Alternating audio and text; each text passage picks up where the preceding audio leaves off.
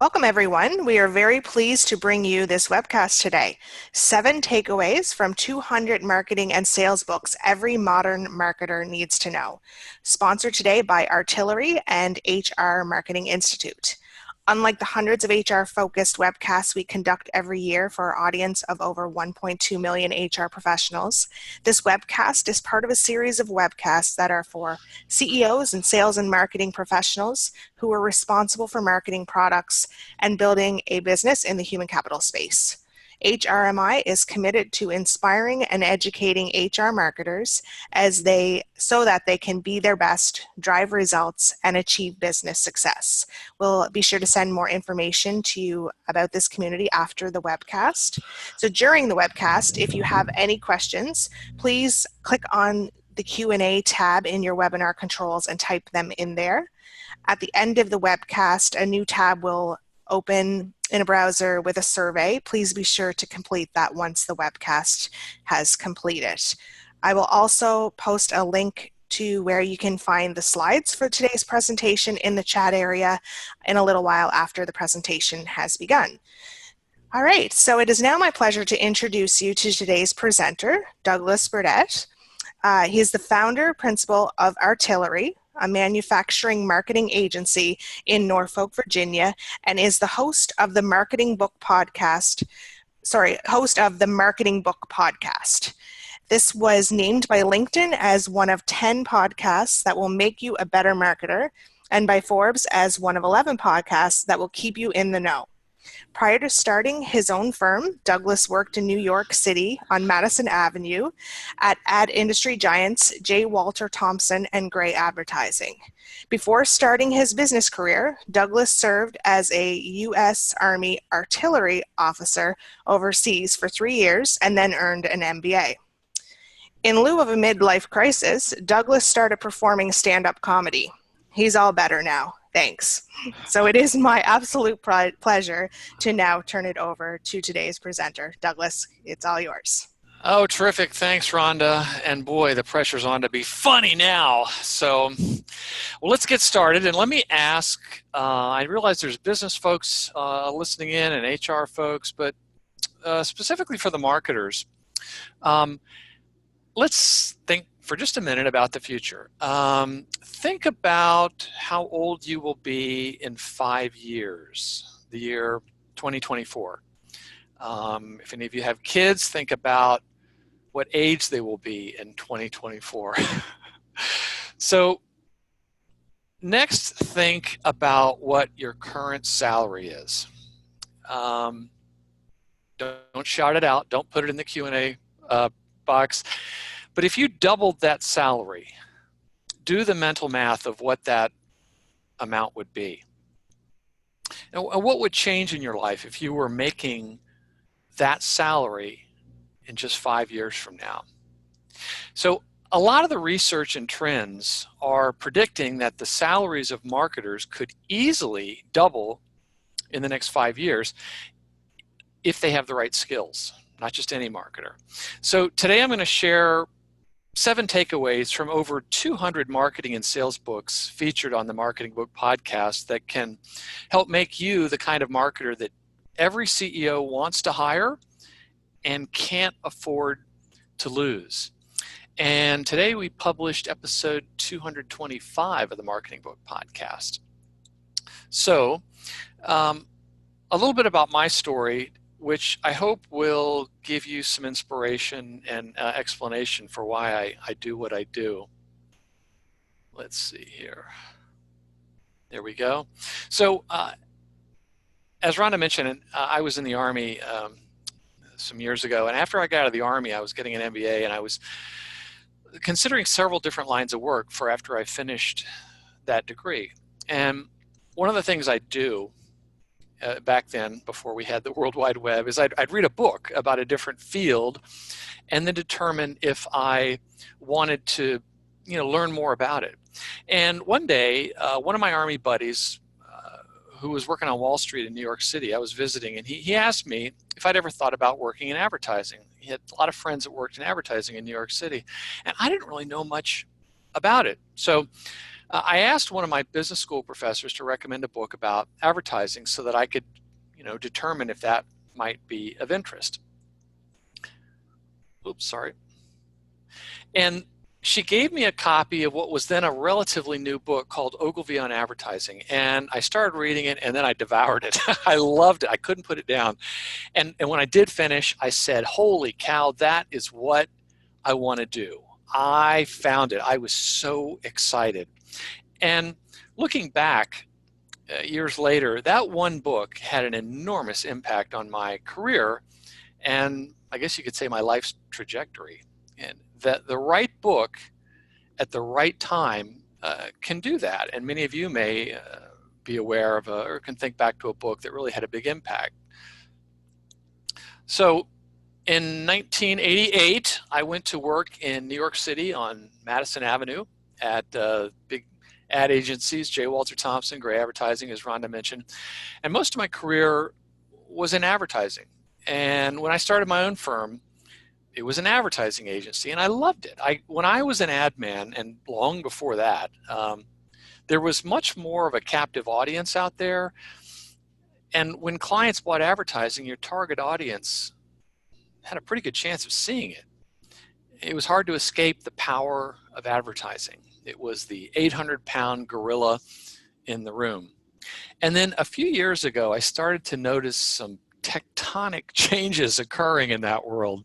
Media commissions were starting to go away. And with technology, people could increasingly avoid unwanted marketing and sales messages. And I was having to go to meetings with website designers suddenly. And I had no idea what they were talking about. And, I started asking, who are these Google guys and why am I getting all these questions from clients about what I thought was a fad called social media. And let's see here. So basically the ad industry carnage from the growth of the internet had begun. And I was becoming a dinosaur. I was beginning to feel increasingly irrelevant. I began to worry that dinosaur scales would start to show on my skin, and I hated that. It's like my gig was up. It was really terrifying, and this hasn't happened only just to advertising people. It's happened to people in a lot of different careers. So I started to cast about figuring out what the next chapter was going to be. And my company still had advertising clients, but I could see the writing on the wall, and I was searching for where things were going. So just like when I was in grad school, I turned to books and tried to figure out what to do next. And one day I read David Meerman Scott's first edition of The New Rules of Marketing and PR, and I had a Eureka moment. That's where things were going. I learned about digital marketing and social media. I started a blog, and then my company and I were off in a new direction. I felt like I was getting a second bite at the career apple. But it didn't stop there, because I kept reading marketing and sales books, because the more I read, the more I could assure myself that the dinosaur scales would not reappear. I never wanted that to happen to me again. And then when I would go to a marketing conference, if I knew an author whose book I had read on a Kindle, let's say, was going to be there, I would purchase the hard copy of the book, put it in my suitcase, fly to the conference, meet the authors, and then get them to sign their book. And that picture there is a picture of the first time I ever got to meet David Meerman Scott. And I know that's weird. I'm a book geek, and some people collect signed sports memorabilia. I collect autographed marketing and sales books. So it was only natural that I would then launch the Marketing Book Podcast, which I did about 4.5 years ago. So each week I publish an interview with the author of a new marketing or sales book. And as I mentioned, we've done 225 interviews, and the podcast has gained some of these accolades that Rhonda mentioned. But I'm sorry, I keep pressing the wrong button. before we get to the 7 takeaways from the 200 marketing and sales books every marketer needs to know, let me answer a question I often get from listeners, which is, which book has been your favorite? You know, has it been a book perhaps by David Meerman Scott, or maybe Seth Godin, or perhaps Philip Kotler, the father of modern marketing? And I'll tell you which one it is. It's a book by Sarah Cooper, and it's 100 Tricks to Appear Smart in Meetings. How to get by without even trying. I'm joking here. I can't hear audience laughter, but let me just show you a couple of these tricks, because as Rhonda may have given you the impression, I'm a bit of a jokester, but I want you to see the power of this book here. So here's one of the tricks. Sorry. Translate percentages into fractions. So if somebody says about 25% of all users click on this button, quickly chime in with, so about 1 in 4, and make a note of it. Your math skills will be the envy of everyone in the room. Here's another one. Ask the presenter to go back a slide. It doesn't matter where in the presentation you shout this out, but it'll immediately make you look like you're paying closer attention than everyone else is. And then you can go back to what you were doing, which was what you may be doing right now, and that is checking Instagram. Okay, so, and if Douglas, somebody... could you go back a slide? Yeah! I couldn't help it. I was just going to say, you know, a lot of these Weisenheimers out there, when I've given this presentation in the past, I get that. But I am going to challenge the audience. There are going to be some percentages that I'm going to be presenting here, and I want to see if anyone's still with me on that. So let's keep going here. I've got good news and I've got bad news. So let's start with the bad news, and then we're going to end with the good news, okay? And when I say bad news, beware, brace yourself. Some of you marketers might be upset at what I'm about to say. And that is, number one, marketers have an image problem. Marketers have an image problem. Not too long ago, there was a study by the Fournaise Group about the perceptions of marketers by CEOs. And I want to ask a poll question here. Who can guess what percent of CEOs in that study trust marketers? So go ahead and vote on what percentage of those you think is correct.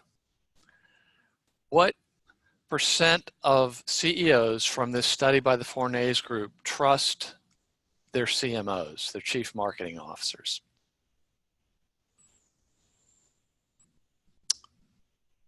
So we're going to just pause here a moment while folks vote.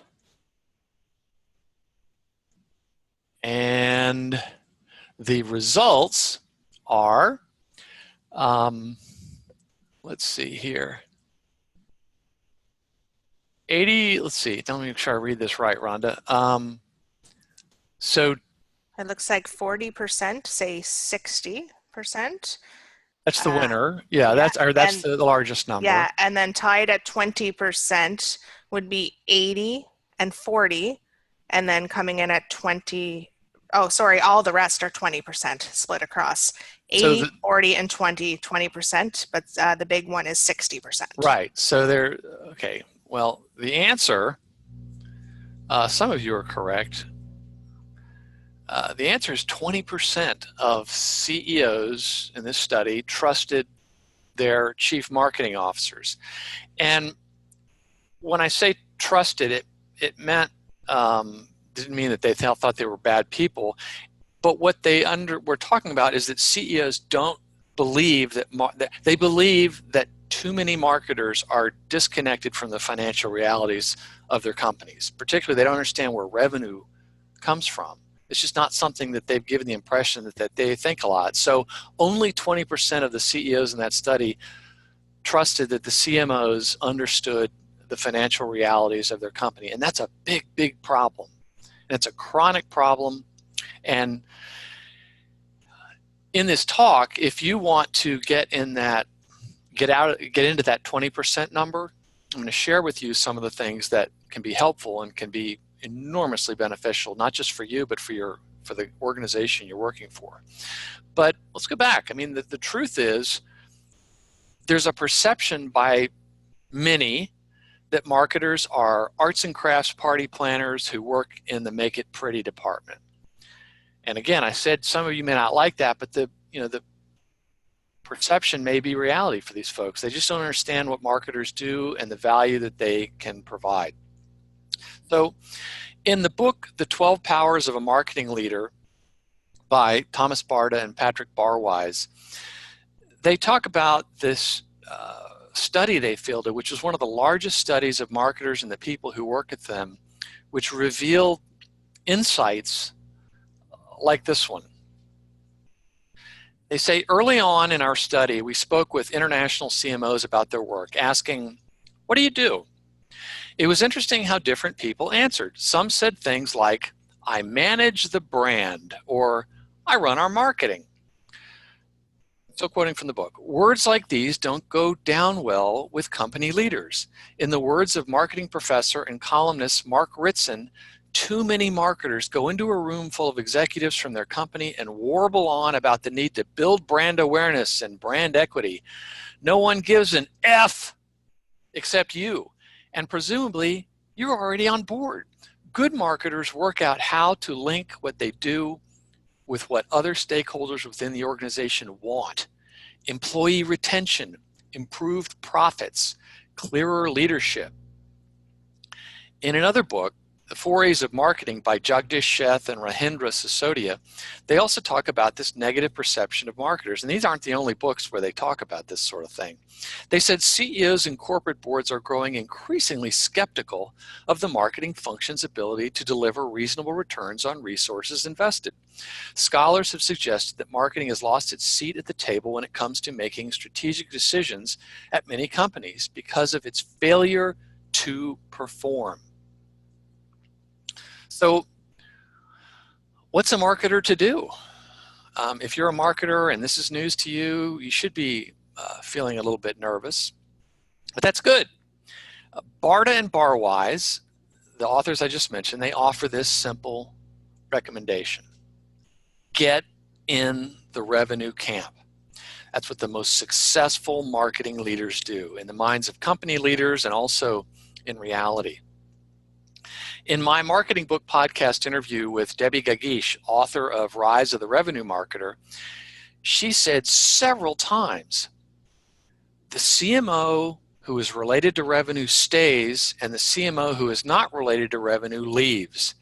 It's as simple as that. So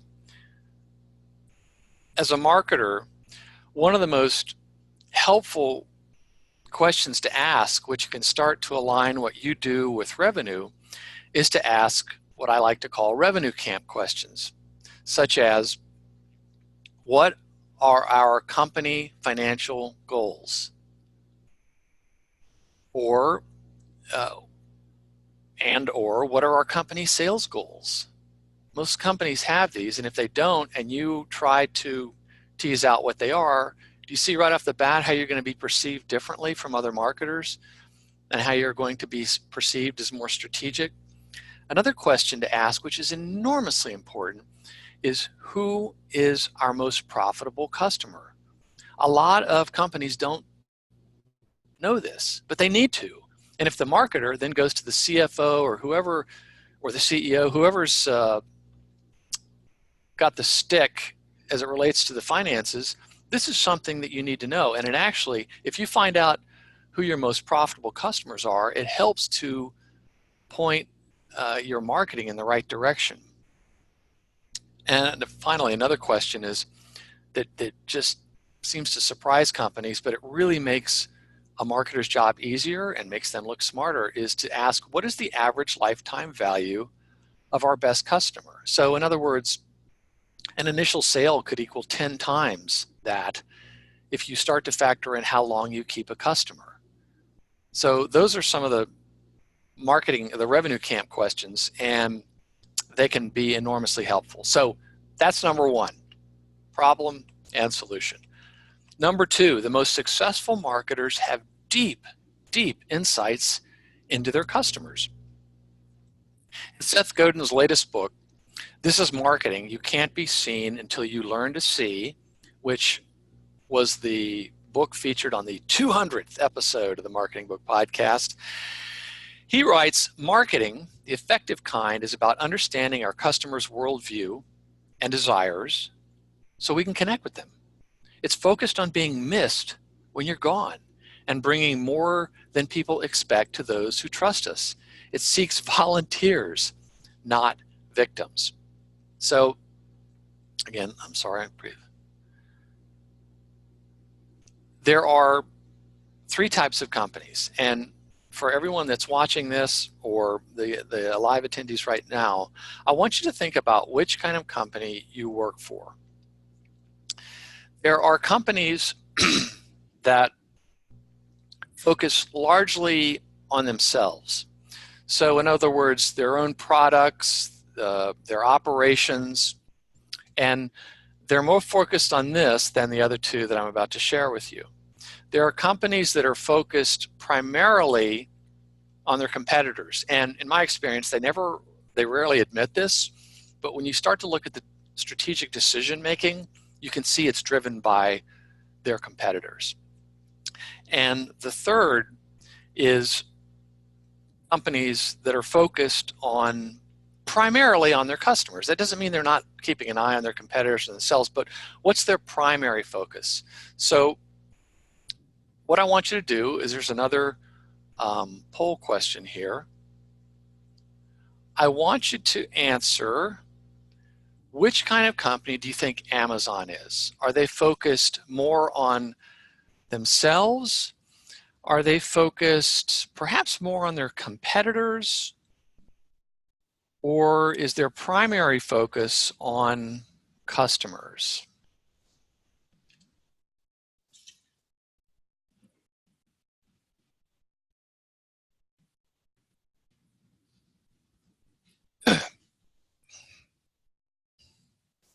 Oh boy.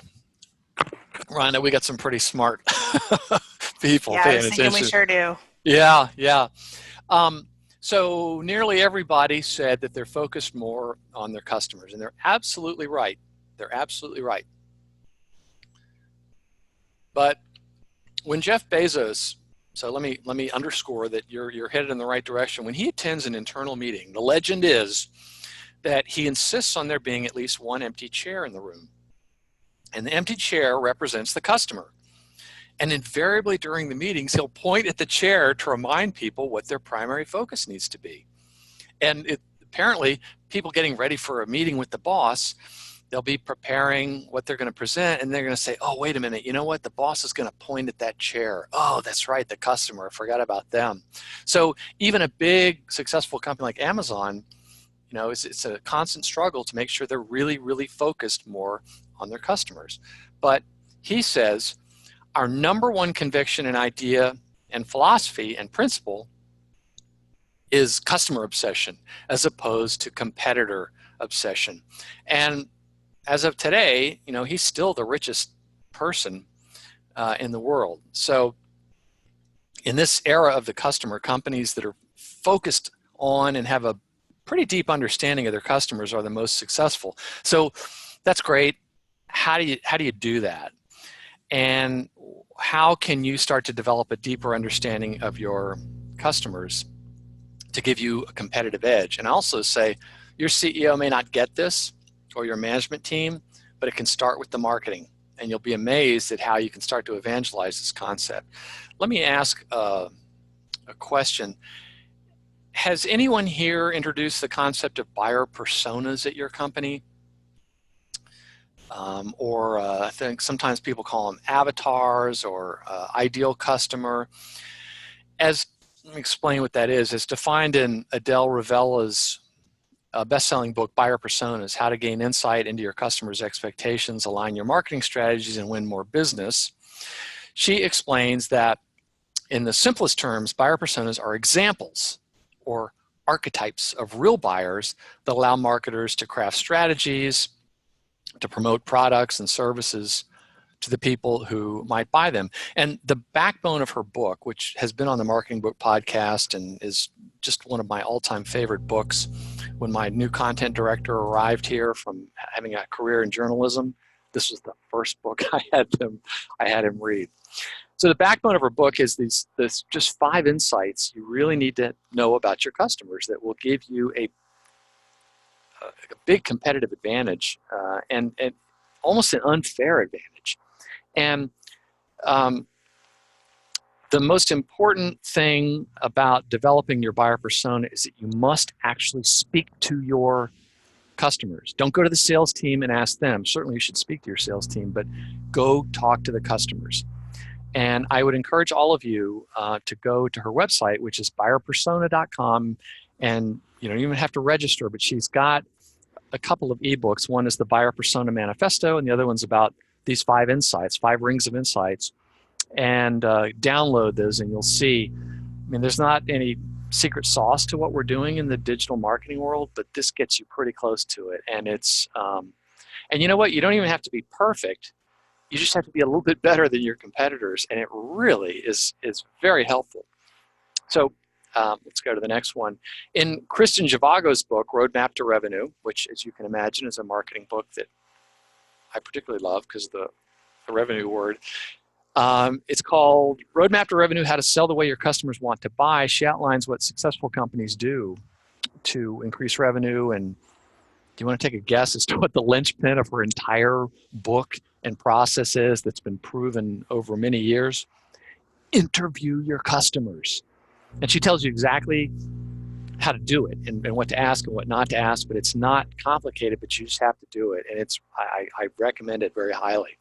And there's yet another book by Martin Lindstrom, very famous author.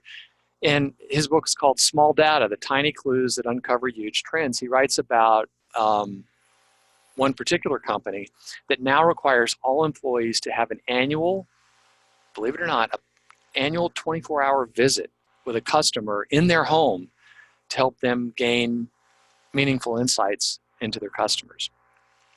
But wait, there's more. In a book that was on the podcast recently, David Cancel and Dave Gerhardt, who David was the founder of Drift, a marketing software company. Their book is called Conversational Marketing, How the World's Fastest Growing Companies Use Chatbots to Generate Leads Around the Clock, and how you can too. Their product is about chatbots. They write, remember, whoever gets closest to the customer wins. Whoever gets closest to the customer wins. So to wrap up this section, the most important word in marketing and sales is empathy. Empathy is the capacity or ability to imagine oneself in the situation of another.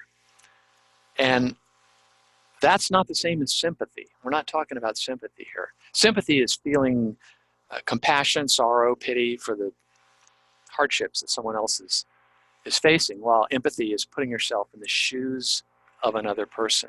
So if you're able to put yourself in the shoes of your customers, even just a little bit, you will be amazed at the positive effect it can have on your company's ability to become known, liked, and trusted. Okay. Number 3, the most effective marketing plans are not overly complicated. A lot of marketing plans take a lot of time to develop,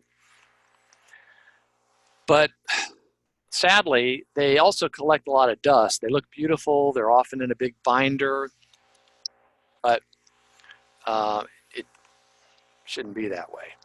So according to Malcolm MacDonald, in his second edition of Malcolm MacDonald on Marketing Planning, which is his 46th book, and is actually one of the very few that I've read twice, because I'm reading every one of these books that's on the podcast, and I don't always have time to go back and reread them.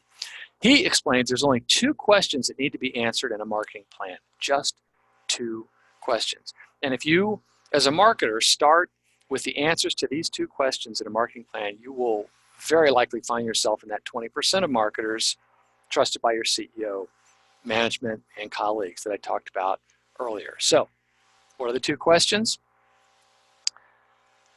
What are your key target markets in order of priority? What are your key target markets in order of priority? If you are searching for that answer to that question at your company and they say, we want to reach everybody, you have got your work cut out for you. But that's good. And the second question is, in those key target markets, what is your company's sources of differential advantage? Now, he wrote the whole book, which is less than 200 pages, but it's really, really clear. And he wrote a whole book to explain to you how to get those 2 questions answered. And if you have the answer to those 2 questions, much of the rest of your marketing tactics and sales approaches will be answered. Without those 2 questions, you may be chasing your tail. So you may think that Alan Dibbs' book, the 1-page marketing plan, get new customers, make more money, and stand out from the crowd, has a gimmicky name. I'll grant that. But don't be fooled by that. It's a terrific book, and marketing plans don't have to be more detailed than the 9 areas that he that can be summarized on 1 page. Think about how your management would like to have the whole marketing plan summarized for them. You certainly can have more information, but summarize it. Now, I'm not going to go through every one of these 9 sections, but I want to point out that, so you can see there's 3 boxes in each of the 3 sections. So before he divides it out, this is when prospective customers have never heard of you. Like, who is our ideal customer? Just like I showed you from Malcolm MacDonald's book. What is your value proposition? What is your message to them? What are some of the tactics you can use to approach them?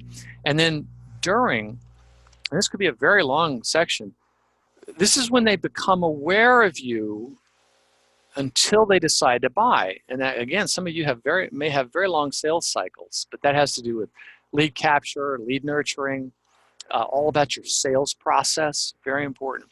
And then after, what kind of experience your customer is going to have, and how can you sell them more, and what can you do to get referrals? Now, the reason I'm showing you this is to point out that 3rd section. Lots of companies don't include that in their marketing plans. They're always thinking about, no, we just need new stuff. We just need new customers. But wait a minute. The fastest, most secure revenue is in selling to your current customers. So a lot of the marketing and sales activity seems to go limp at that 3rd part where the green is.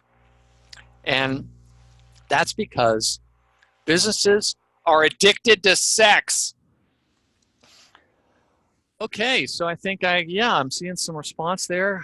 Perhaps I should explain what I mean.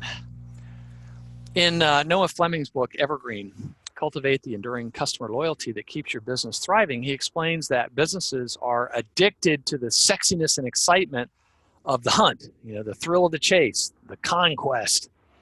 And then, like, after a one-night stand, they never call again. Think about you as a customer. You've experienced companies like that. Retaining existing customers, on the other hand, which is proven to be where the real money and profits are, is more like farming. Maybe not quite as thrilling, not quite as sexy, but have you ever heard that it's less expensive to keep a customer than to get a new one? Let's talk about some more of that. Number 4 is your most powerful marketing is the experience you deliver, the experience that your customers have, how you make them feel. And there's a powerful quote from Maya Angelou that comes to mind as it relates to customer experience of all things. Now, she was talking about other things, but she said, I've learned that people will forget what you said. People will forget what you did, but people will never forget how you made them feel. So why is this more important now than just a few years back? Well, the answer is because of the internet, social media, ratings and review sites. Everyone now has a megaphone with which they can tell the world about being treated badly by a company, even if they weren't.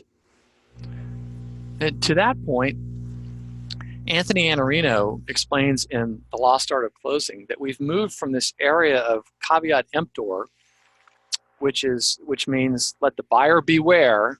For the longest time, if you bought the wrong thing, hey, that was your problem. Let the buyer beware. Well, now we've gone to this era of caveat venditor, which means let the seller beware. And companies are only beginning to understand this. So in X, The Experience When Business Meets Design, Brian Solis cites a Bain & Company study of 362 companies. Okay, 80% of those companies thought that they were delivering a superior experience. Poll question time. I want you to think, okay, what percentage of those companies' customers felt they were receiving a superior customer experience? So what happened was Bain & Company got, they surveyed these companies, and 80% said, yeah, we're delivering a superior experience. Well, what they then did is they went and asked the customers of those companies. So which of these many numbers do you think their customers thought they were getting a superior experience? Yeah, there's eight on there. Yeah, I'll leave it for a few more seconds. Sure. Yeah. They need to think about this, and there's more possible answers. So 80% of the companies thought they were delivering a superior experience. Bain said, okay, let's ask their customers. Which one of these do you think were delivering a superior experience? Wow, so the results are relatively evenly distributed. Nobody picked 78. All the other results are pretty even, although more people picked 28%. The most people picked 28%, but it's pretty evenly distributed amongst the people watching this webinar. But there's one number that was not picked, and that is the correct number. Only 8%. Only 8% of the customers of those companies thought they were getting a superior customer experience. 80% of the companies thought they were getting a great experience. Only 8% of their customers thought it was a superior experience. There is a big disparity there. And how did those 8% do it? So the ones that said, yeah, we are getting it, they purposefully designed their customer's experience. If anyone's here ever been to like a Ritz-Carlton or Disney World or any kind of place where they really engineer all the possible things that a customer could encounter, and how can they make it superior? How can they reduce friction for those customers? Now, that's why there are a growing number of books that have been on the Marketing Book Podcast about engineering a better customer experience. So why do companies really want to engineer a better customer experience? Is it because they don't like being yelled at? Well, maybe. None of us do. The real reason, back to revenue marketing, for this interest in customer experience is because that's where the money is. So in Nicholas Webb's excellent book, What Customers Crave, he explains that 70% of Americans, based on this study he mentions, 70% of Americans, at least, are willing to spend more with companies they believe provide an excellent customer experience. And keeping customers is where the really big money is, like we've touched on. The probability of selling to a new customer, a prospect, is less than 20%, while the probability of selling to an existing customer is usually closer to 60 or 70%. And on average, loyal customers are worth up to 10 times as much as their first purchase. So My point is the experience that you engineer for your customers is your most powerful marketing. And I realize that marketing people may not be able to control all aspects of the customer experience. And that's where marketing leadership comes in, where you're not responsible for it, but you're helping your colleagues understand why it's so important. Okay, next one. The best marketers understand sales. And they understand the sales process, they understand the customer buying. And that's always been true, but it's even more important now because of the changing way that people buy. So when I was a kid and my dad wanted to buy a car, where do you think the first place was that he went to get information? The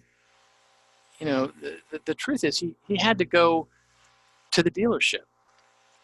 And sure, he might have asked my mom if he could go buy a new car, but he had to go to the dealership because, as Daniel Pink explains in his book, To Sell is Human, it was an era of information asymmetry. So in other words, the buyer wanted information and the seller had it. The seller held those secrets. And the seller used that information as a leverage, as a way to guide or strong arm the buyer toward a purchase. And we're now in an era of information symmetry. So if the salesperson is only providing information that a customer can get elsewhere, they're not going to have much engagement with that customer. So let's fast forward to a couple of years ago. My wife wanted to buy a car. Where was the absolute last place she went to get information on buying that car? You see her driving there. If you're thinking the dealership was the last place she went to get information, technically you're correct, but her husband was the last place she went to get information. But that's another issue. Also, all you need to know about that picture is that it pretty clearly shows where I stand in the family. One of the dogs get to ride up front. Anyway, enough about my issues. But my point is that the way she bought that car, your buyers are no different. So many of you, or some of you may have heard of the landmark study a few years back by CEB, which is part of Gartner now, about in a business-to-business buying situation, buyers are at minimum 57% through their purchase process before they first reach out to the seller. And Forrester puts that number as high as 90%. And obviously it varies by industry and product, of course.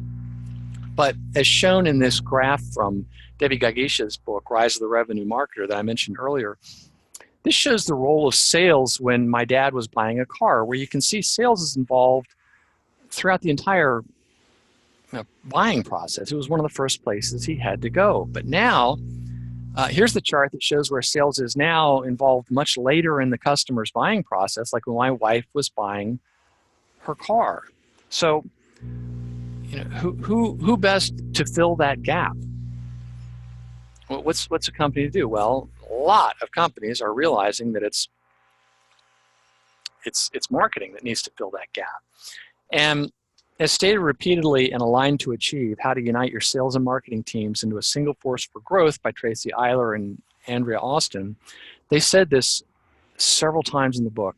Sales can't do it alone, and marketing exists to make sales easier. Sales can't do it alone, and marketing exists to make sales easier. And this book was written by Tracy and Andrea, and both of them were with a software company in San Francisco. One's head of marketing, one's head of sales. And they tell the story of how they were able to get sales and marketing working together, and they got much faster growth and higher profitability, and how they got their management on board. It's a terrific book. It's one of my favorites. It's been on the podcast. So let's keep moving here. Content is the atomic particle of marketing. Now, I didn't come up with that myself. It's also the title of Rebecca Leib's excellent content strategy book, Content, the Atomic Particle of Marketing. Well, let me tell you a story about a guy I know. Marcus Sheridan, he had a fiberglass school company in Virginia that he started around 2001, and they did pretty well. And before long, they were spending hundreds of thousands of dollars in advertising in their markets of Richmond, Virginia, and Washington, D.C. And when the real estate crash of 2008 happened, the number of people interested in investing in a fiberglass pool plummeted.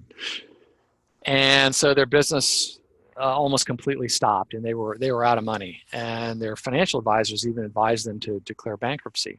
And at the end of his rope, Marcus just began. He didn't want to declare bankruptcy because he didn't want to lose his house, and he's got a beautiful family, wife, and 4 kids. So what he started doing was he just started posting answers to every question he ever got from customers, like how much does a pool cost, and what are the pros and cons of a fiberglass pool? Hundreds of questions like this, just radical candor, honesty. And within 1 year, it was the highest traffic pool website in the world. Now, this was 2008, so it won't be quite as fast now. But basically, the fear that his prospects had in doing business with him plummeted, and their trust just soared. And the New York Times even dubbed this approach revolutionary. And for more, I recommend reading his book, They Ask, You Answer, one of my favorites. So I also interviewed a guy named Tom Fishburne. He's known as the Marketunist, and his book celebrated the first 15 years of him being a cartoonist. It was called Your Ad Ignored Here. Now, he's a graduate of Harvard Business School, and he worked for several blue chip companies in marketing before he became a full-time cartoonist. And if you're not familiar with his work, here's one of his cartoons. And anyway, in the interview, I asked him about his sources of inspiration for so many years of just hilarious cartoons. And his response was really interesting. He said that his best source of material is making fun of marketers and businesses who think they still have a captive audience. He makes fun of companies that think they still have a captive audience. Every day I meet companies that think people are interested in their stuff, and they're not. They think they have to watch they have to endure their message, and they don't. So if you've ever seen Monty Python and the Holy Grail, there's a scene where King Arthur and his knights go up to a castle and they demand entrance because he was the king, and they're spurned by this French soldier on the parapet. And the French soldier was played by John Cleese, and he starts insulting them and saying things like, "Your mother was a hamster and your father smelled of elderberries." And that is the metaphor for trying to reach your customers in this modern era. They're not going to lower the drawbridge and let you in their castles unless you can offer them something helpful, entertaining, or educational. They just don't have to put up with your messages. And that's where content marketing comes in. Seth Godin describes content marketing as the only marketing left. And in Joe Pulizzi's book, Epic Content Marketing, he defines content marketing this way. Content marketing is a strategic marketing approach focused on creating and distributing valuable, relevant, and consistent content to attract and retain a clearly defined audience, and ultimately to drive profitable customer action. And I would also encourage you to learn more about storytelling in marketing and sales. Now, granted, it's a misunderstood word that, frankly, you should avoid using the word storytelling outside your marketing department. And storytelling doesn't involve making things up. It just involves communicating information in a story format. And it's very, very powerful. And the reason why is the human brain is wired for stories. We had stories long before we had written language, and it actually uses more of the brain. And that's why stories are retained so much better. We don't have time to go into all the details, but you want the customer to be the hero of your story, not your company. So for instance, if you're presenting your products, present your products in the context of a customer that's used them and the kind of the obstacles that customer overcame and the fear they had in first trying your product. Very, very powerful. So finally, there's a challenge with growing. Oh, excuse me.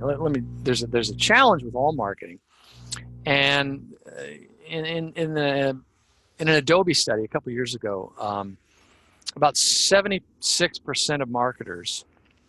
76% of marketers. So Rhonda, I guess that would be about 3 in 4. 76% of marketers thought marketing has changed more in the previous 2 years than in the past 50. So while marketing's changed a lot, it's also become much more measurable. And in that same study, they said 68% of marketing professionals, or about 2 in 3, yeah, see, they feel more pressured to show return on investment in marketing spend. So what should you measure? What should you measure? So if there's any military history fans like me, I only recently watched Ken Burns' documentary, The Vietnam War, and I was reminded about a strategy the Americans pursued that was just deeply flawed.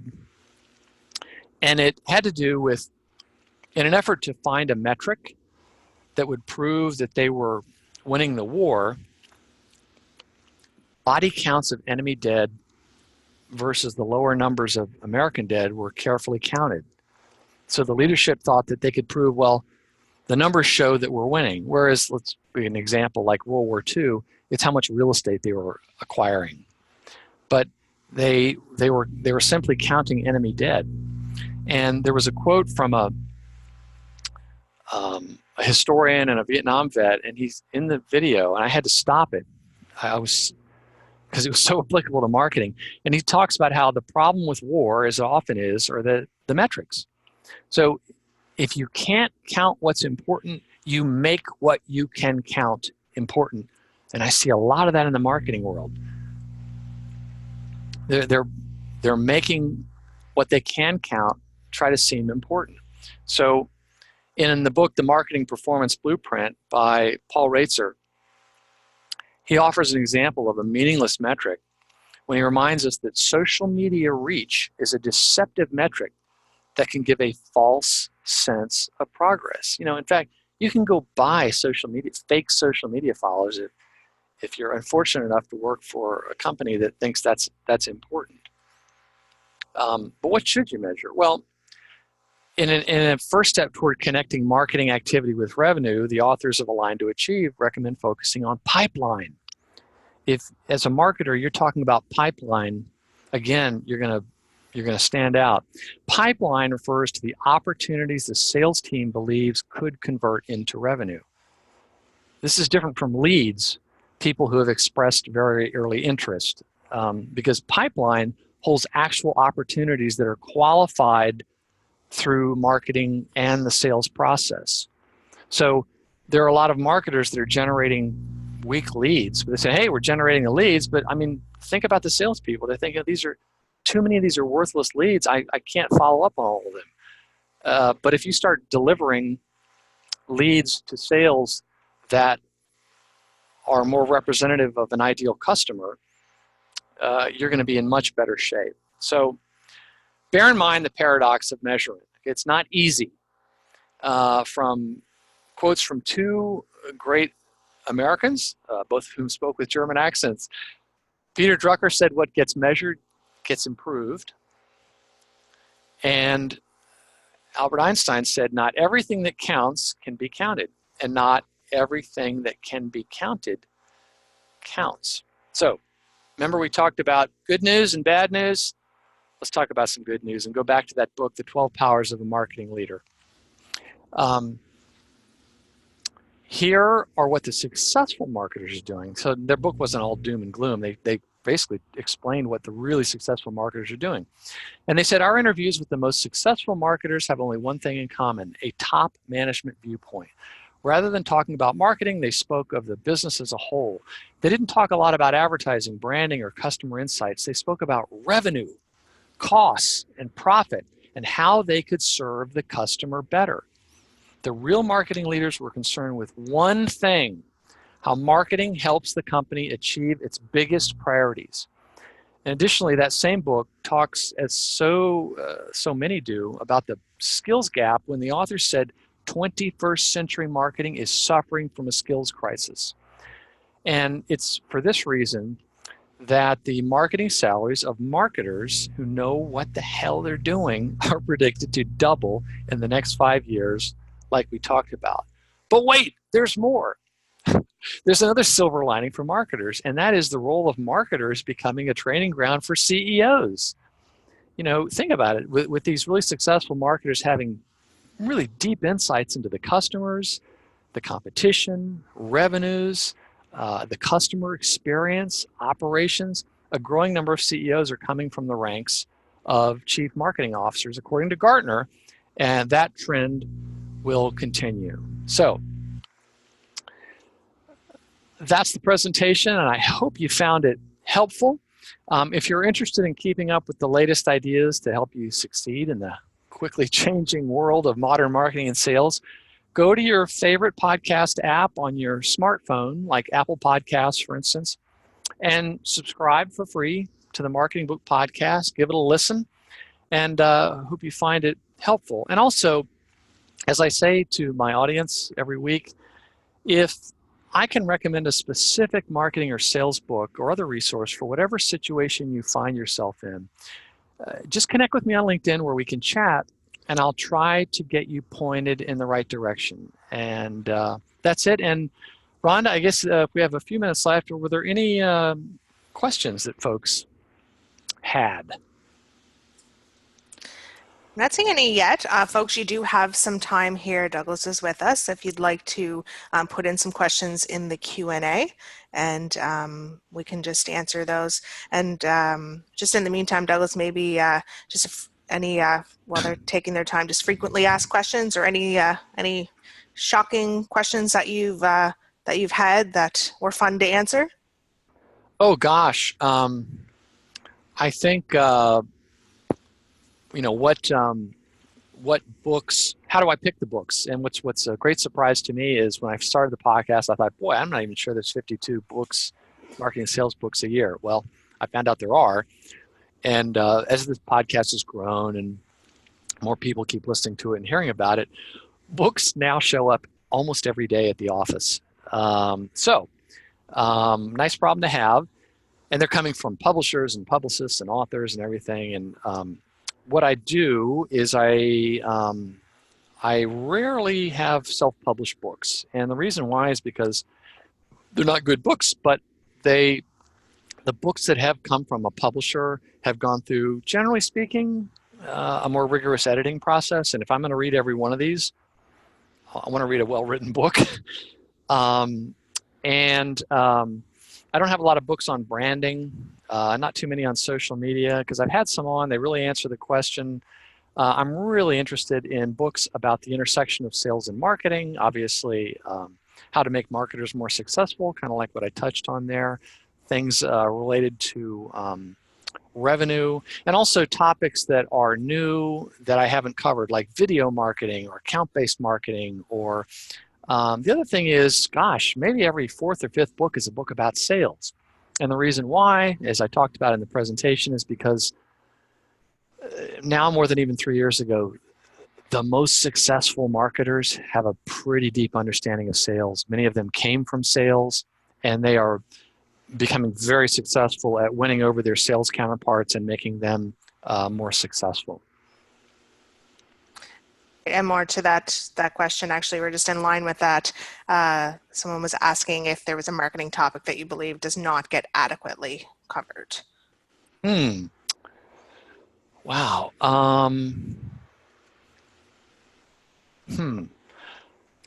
Well, there are certainly books that get a lot of coverage that I like I mentioned, I kind of pass on. I think that I get most excited, and I think there's maybe not covered as much, are the books that talk more about how to better understand the way your customers think. So I really gravitate towards books that talk about all the new research that's been developed about how the human brain works. And those are enormously helpful for marketing and sales folks. Those are ones that I really like. I don't know. I mean, let me ask the respondents here. What are some books? What are some areas that you all would most want to learn more about? Let me get some benefit here. And while I'm answering that, Patrick, let's see, another question that's come in here is, what do you think of the future of marketing and advertising agencies? Which is a really interesting question. I came from that advertising agency world. I think they've got tough sledding. You know, if you look at the share prices of some of those enormous publicly traded holding companies, ad agencies, it's look at what's happened to travel agents. So travel agents 20 years ago maybe, they were saying, what's this internet thing? People are always going to have to come to a travel agent in order to get travel plans. People can't just book their own stuff. And I think as it relates to advertising agencies, advertising is a shadow of its former self. So in other words, advertising supported media, I mean, think about all the newspapers that are going out of business. If you look at, last time I checked, the advertising industry revenues are the same now as they were in the 1940s. So people can avoid, people can just filter out advertising, and they can, they get their own information. They're not using advertising so much for information gathering as it relates to purchase research. So I think it's very problematic. There's people who worked in advertising and advertising agencies who've been able to go on to do other things, but there are a lot fewer of them. I hope that helps. I would not encourage young people to go work for an ad agency right now. All right. Okay. We've had so much fun. We're actually running a little bit over here. Oh, sorry Yeah, about that. but and with all seriousness, it was a lot of fun. I am sure that everyone had a great time here today. And there was something else in the box here, not a question, but a comment, and I totally agree with it, that you've offered some great quotes. They were shared, and this person has written them down, and I've written a couple down here, and just so that we'll refer to those Oh, often. terrific. Yeah. Well, also, I think you're going to provide the slides and the scripts to the attendees. Is that Yeah, right? yeah, for sure. That's it. Yeah, you're ahead of me here in the closing. Yeah. Oh, sorry. So I have shared actually a link in the chat, as well as this presentation. Douglas's presentation will be available in the archives for up to 7 days for free members. So you can go back there and you can download the slides and take another watch of this again, or listen to it on audio. That'll be provided as well. And your feedback is important. So if you agree with me and you want to let Douglas know how much you enjoyed the presentation, just be sure to fill out the exit survey after I close up here. And I think that's everything. I'll pass it back to you, Douglas, for any closing comments you might have. Well, thanks very much. If this is of interest, please subscribe to the Marketing Group podcast, and also feel free to connect with me on LinkedIn if I can provide additional resources that might be helpful for folks. And if you're not in marketing, please share this information with your marketing colleagues in hopes that they can help you and your company. Awesome. Yeah. Thanks so much again to Douglas, and as well his company Artillery, and to the HRMI HR Marketing Institute. Take care, folks. Have a great day.